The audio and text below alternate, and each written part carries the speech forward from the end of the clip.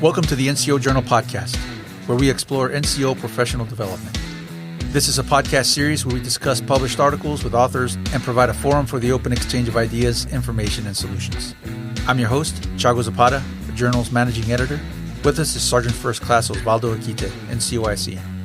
Today we discuss the article Enlisted Army Education, Legit or Just Another Euphemism, by Sergeant Major Phillip Fenrick, 2nd Brigade, 1st Armored Division. Welcome back to our podcast, Sergeant Major. Please tell us a little about yourself. So, like you said, Sergeant Major Phillip Fenrick, been in the Army almost 21 years now. Recently, just like you said, just got promoted, so obviously very excited for that. Been in a battalion ops sergeant major role going on almost 10 months now with 1/6 Infantry here at Fort Bliss, right out of the academy. So definitely fortunate to have that position and to gain the experience and knowledge that this position has taught me, and definitely been a fast position to learn from, and a ton of information with the experiences we've had with NTC, gunnery, and now deployment prep. So it's been a lot of fun learning on the go. Other than that, I'm a father of 3 kids. I've got a son, Wesley, a son, Samuel, and my daughter, Allison, and I'm married to my wonderful wife, Chandra. And we just had our anniversary, so I'm going to give her a shout out. Nice. Happy anniversary, sweetheart. So so that's kind of me in a nutshell. Well, congratulations on your anniversary and on everything else. You know, you have it sounds like you have a great family and a great life there.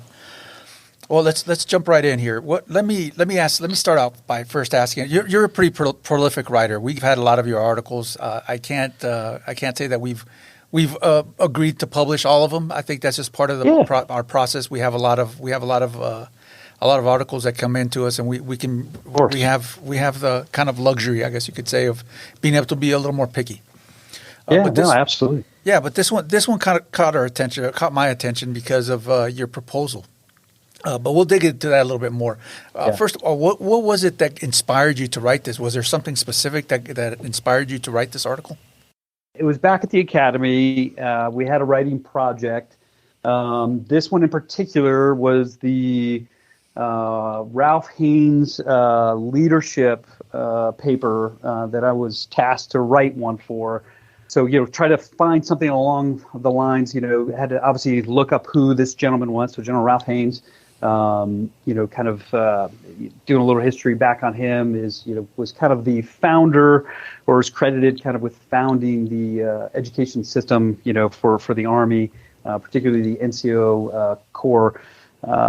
So that's kind of what originally started the paper, but the topic, kind of just came to me, as I was looking at, some of my instructors at the academy versus instructors that I've had throughout my career, and obviously, noticed that there's a stark difference between them, and there's some obvious reasons for that, but, also thinking back to, the difference between the officer corps and the NCO corps, the education system, especially with the new STEP model, and then again, additionally with what NCO PDS is now trying to model their system, starting with BLC, going through the Sergeant Major Academy, and in the attempts to kind of mirror what the officers are doing through BOLIC, then to the Captain's Career Course, and then to ILE, and so on and so forth, to try to not only make it more professional, but also be a degree-producing curriculum as well.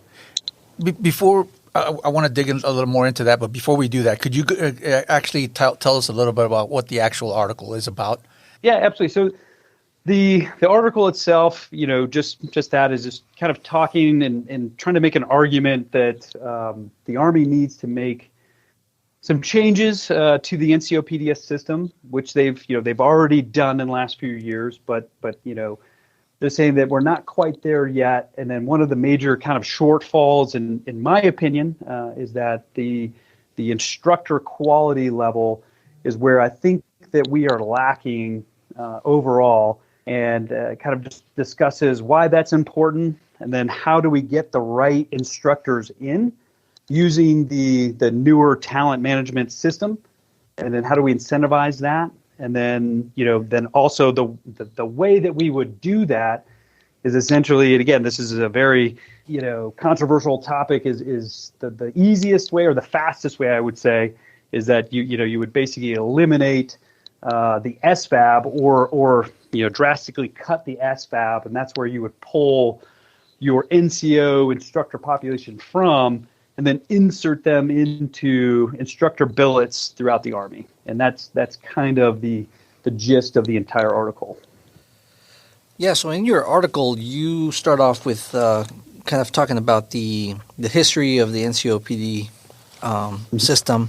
And so part of what you discussed there is that because of the growing complexity of combat operations, there was a need for a more educated NCO Corps. And so I think we're kind of in that state again, right? We're the complexity of combat operations, as we're seeing in Ukraine, are growing. So maybe talk a little bit about the importance of education in a growing complex operation. Right. So the lessons learned from GWOT, right, have kind of told us and taught us a lot, that the sophistication of the battlefield is changing. And with that, we need to, further training education is needed for our soldiers and for our non-commissioned officers and really our leaders in general. But obviously specifically targeting our NCO population because, in Iraq, in Afghanistan, we were running very decentralized operations, usually down to the squad and platoon level, therefore, you had young NCOs, at staff sergeant and sergeant first class level having to make decisions that were only, used to be, officer decisions. So that being said, we need to compensate that not only through training, but our education system as well. But then you jump forward to today, right? And the large scale combat or LSCO with multi-domain operations, and the complexity of the battlefield of all the things that are out there, with peer near peer threats like Russia, China, Iran, and North Korea. This just the complexity of the battlefield has changed drastically since World War II. Right, and so this is it's going to always require the Army to kind of update and change this system, right? Because you mentioned it as well, not just education but training, because whatever gets taught at the NCO or the PME courses is kind of where the Army wants to focus its core at, right? Right. Yeah, and kind of what we've talked about in the past, and some of my articles have talked about and alluded to, right, is that for the longest time the Army has separated training and education, right? They've been in two distinct areas, right? The training's always been in the field, and your education's always been in the garrison, back of the schoolhouse. But more recent doctrine, with APD 6-22, TP 5-25-8-2, have talked about how training and education are in fact one, and that's how we should approach it, right? Every training opportunity is you're gaining education, right? In every education you have training. So trying to tie both of those together and make sure everyone understands it's one and the same is really important for moving forward, specifically with our NCO PDS system.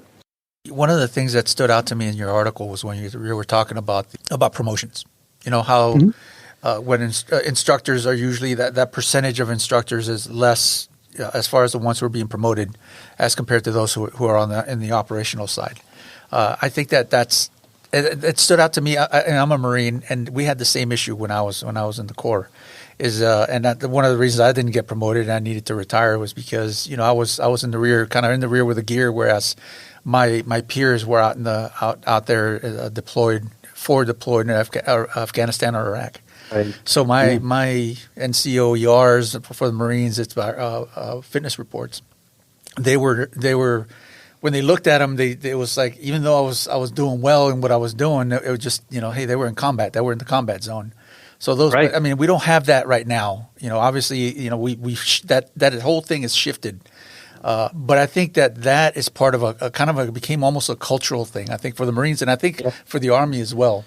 Yeah, that's the stigma he's talking about. Soldiers think a certain way about, hey, if you're out there in the field, then you're better than when somebody who's back here in the classroom in the rear with the gear. It's like, whereas without one, the other can't survive, and they're mutually supporting. So It should be, if anything, it should be level. or again, I think it's a cultural thing. Yeah, no, absolutely, and it's existed for the last 20 years, right? We've already talked about GWAT, but again, a lot of the senior leaders now grew up during that time period, right? And those are the ones sitting on these panels. So that bias absolutely still exists, right? So that mindset that people have of like, hey man, you never leave the line, ever. Right, at all costs, you fight to stay that leader, that team leader, that squad leader, that platoon sergeant, that first sergeant, and then that, the only time you depart is to go to be, the Sergeant Major Academy, and then back to being, Sergeant Major on the line. You never take a time to give back to the Army in some form or fashion, whether that's drill, instructor, right, recruiter or anything like that, or now we have the SFAB, right? We have other opportunities to get back out there and give back to the Army, but very few people are taking advantage of those opportunities to develop themselves, and then, like I said, invest back into the next generation. I think also with your article, though, it has the added benefit of also changing perceptions, changing mindsets. That culture that I brought up, maybe at some point in the future, if maybe not now, maybe they'll start looking at it more as an even level playing field, rather than hey, if you're in the field, you're more likely to get promoted than somebody who's an instructor. So I think that's why another reason why your article is important, though. Yeah, because I think that points out to that problem, right? Go ahead, Sarman. No. I was just going to say, you guys are spot on, and it's something that they've talked about, right? At least more specifically in the infantry branch, right? Because that's what I am. It's something that they've talked about, something I see on the the board AARs, right? That they've been trying to incentivize this, throughout the years. It just hasn't taken hold, at the board level, because again, the results just aren't showing. Again, I know that some of this data is a little bit older, but the data is only showing like a 4% difference between those that have served an instructor billet versus those that have not in the promotion rate. So it's just not enough. And even those that are within SFAB, it just shows you, hey man, those guys are getting promoted way faster. So absolutely, it's something we've talked about. We just haven't been able to bridge that gap like you guys were talking about. Yeah, and I think maybe a measure of effectiveness when we see that change happen will be that HRC is inundated with requests to be instructors, right? Like we don't have that yet. There's still the selection process is still kind of tag you're it. Yeah, which kind of leads to your proposal, Sergeant Major. And I'm afraid I'm going to have to poke some holes in it, because that disbanding the SFABs, they play a huge. I mean, I know they're fairly recent, but they play a huge part in the Army's mission today. And disbanding them would be, I would say, would be a non. It just wouldn't work. It's just so they're so vital in the U.S. forward posture and maintaining relations and presence, influence, access, security cooperation, integrated deterrence. There's so many different things that they do. But I think that your proposal, though, has merit in other ways, because I think maybe, and here's my idea, is that maybe changing it so that recruiting instructors from the because there's always a steady influx of soldiers who are leaving the unit and others arriving. So those departing soldiers who are getting stationed someplace else, those would be the ones who are primed to be recruited to be instructors, or maybe even making it mandatory that they have to become an instructor after leaving an SFAB. Yeah. I mean, it absolutely. I mean, again, these are all possibilities, right? Again, this is a way, not the way. The only issue I see with becoming an instructor after doing an SFAB stint, is because you've already been away from the Army for 3 years, and then we're asking somebody to, another 2 to 3 years be away from the line, so to speak. The Army changes, believe it or not, right? Within 3 to 4 years, you could go back to a completely different Army and not be an effective leader because you've just been gone too long. So I think that's something just to consider. But again, no, it's a great idea because the experience that they've gained from SFAB and going into an instructor, I think they would have a lot to offer, of course. Yeah, and it's one of those things that I don't think we'll ever have like a perfect solution. It's not like the one answer will fix everything. Whatever answer you have will have a ton of problems that come with it.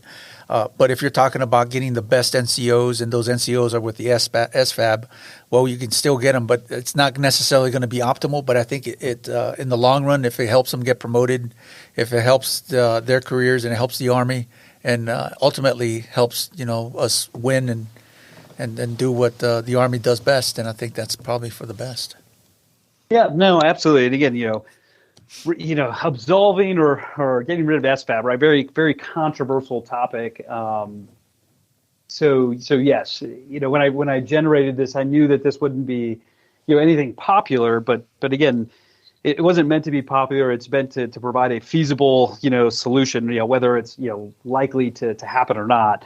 Obviously that's not quite the point, but it's just to show that, hey, there is an option of how we could do this. And this is just one way that I proposed that, where do we have a large population of talented NCOs that have already been vetted and ran through a selection process, right? And that's the only place that had a bulk of NCOs that kind of fit that bill, so to speak, without, continuing to pillage, from FORSCOM.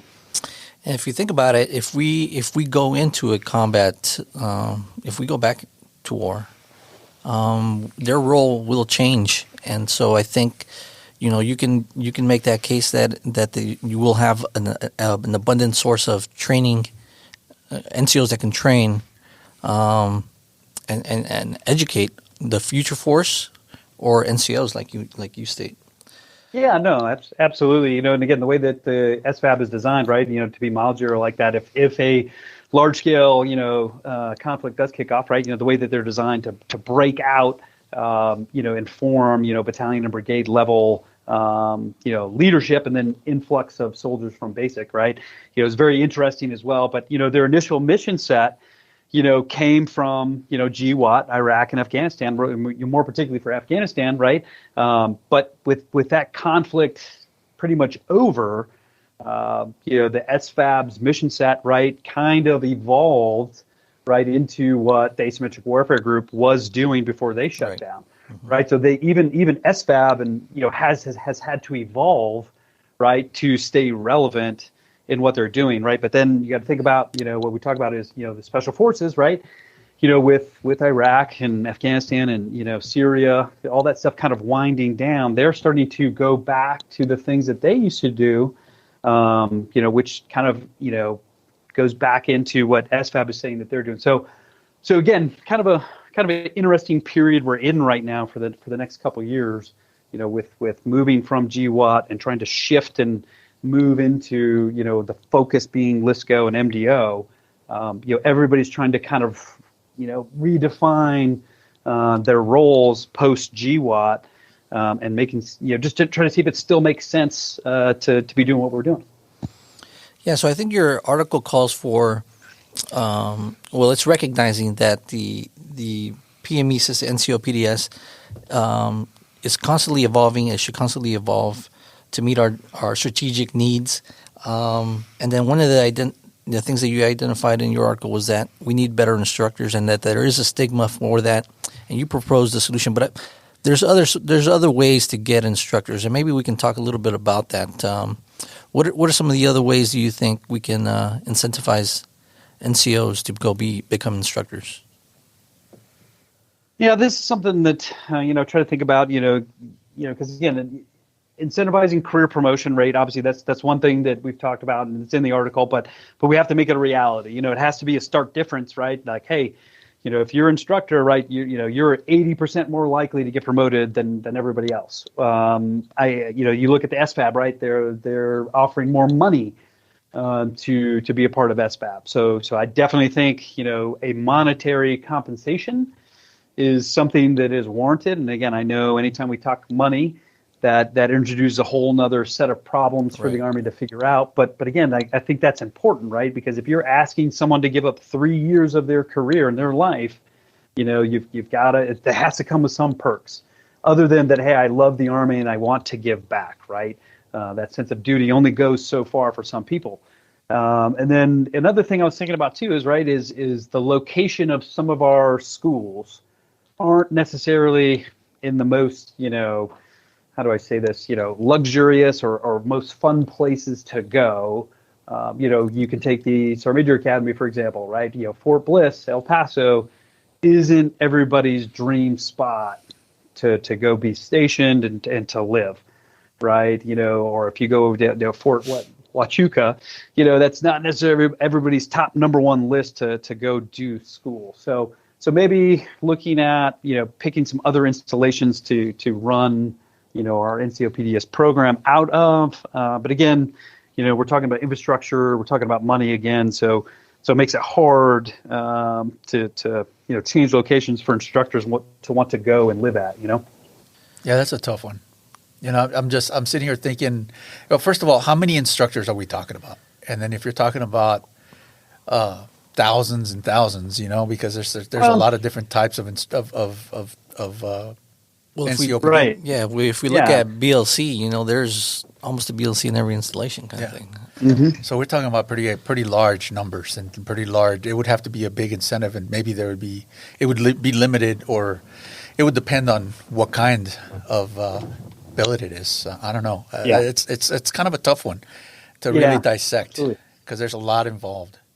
Yeah, and that's why I said, anytime we're talking about changing infrastructure and we're adding money, I mean, it really just adds to the problem and the likelihood that it would happen. So therefore, I think we kind of have to go back to the things that, we've talked about, but just I don't think we've ever really delivered on, right? It's got to be like, hey, it's got to be part of your, your career field, right? Your career map of like, hey, man, when you're done being a squad leader or section leader, your next move before you're allowed to be a platoon sergeant is an instructor. And then we've just got to make it a part of that of like, hey, you've got to meet the gates, to fit these billets, these key billets, right, in order to progress in your career. And if you're not, your chances of promotion are less. And again, I understand that creates problems as well, because not everyone can be an instructor, just like not everyone or every MOS can be or has first sergeants. So I get that, but I think that there's a better way for us to kind of align and manage that talent and get those folks into those positions, right? Incentivize it, through promotion rates, through pay, that it will become worthwhile, right? And again, like we've got to talk about it, right? We've got to recognize those individuals for the good work that they're doing, and it just has to be something that senior leaders are talking about, and so it's got to be kind of become the cool thing to do or to be. Otherwise, it's going to continue to have that stigma and that bias associated with it, of like, oh, I don't want to go be an instructor, or oh man, I don't want to go do drill, or that'll kill my career and this and that. So until we kind of shift, kind of our culture or our mindset, like we talked about, there's always going to be that stigma kind of attached to it. I think that it's more of a. I don't think that let's look at this realistically. The monetary aspect of it, I don't think that's realistic. I don't think they're gonna put a lot of that kind of money, the money that it would take to do that, to incentivize it. I think ultimately what it comes down to is promotion. Knowing that if you go to be an instructor somewhere, that it's going to help you get promoted. That I think is going to be the incentive that I think will get most soldiers to make that decision to take that path in their journey in their career. Whereas if you try to throw money at it, it may or may not stick. But more than likely, there's not going to be any money to throw at it at all. Right. Because today's Army is just not. We're just not. It's just not that way.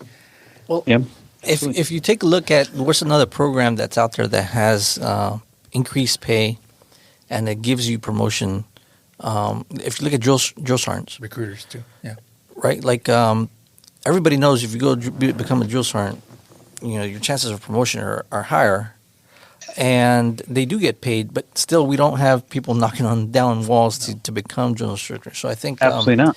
I think it's beyond that. I think it has to be, how do we get after the stigma? But if the Army really wants this to make this, the NCO PDS system even better than what it is right now, it's going to have to throw some money at it, I think.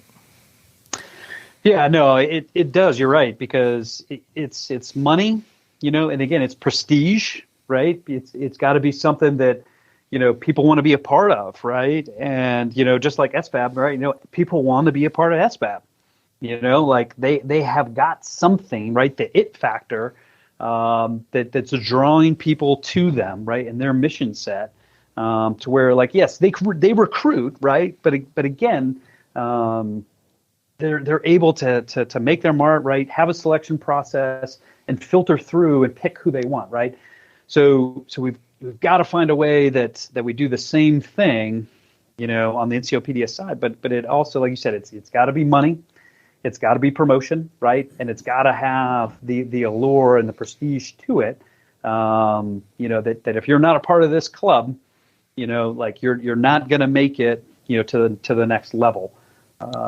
In the Army, right? And that's going to be hard to do, right? That's easy for us to talk about and to say.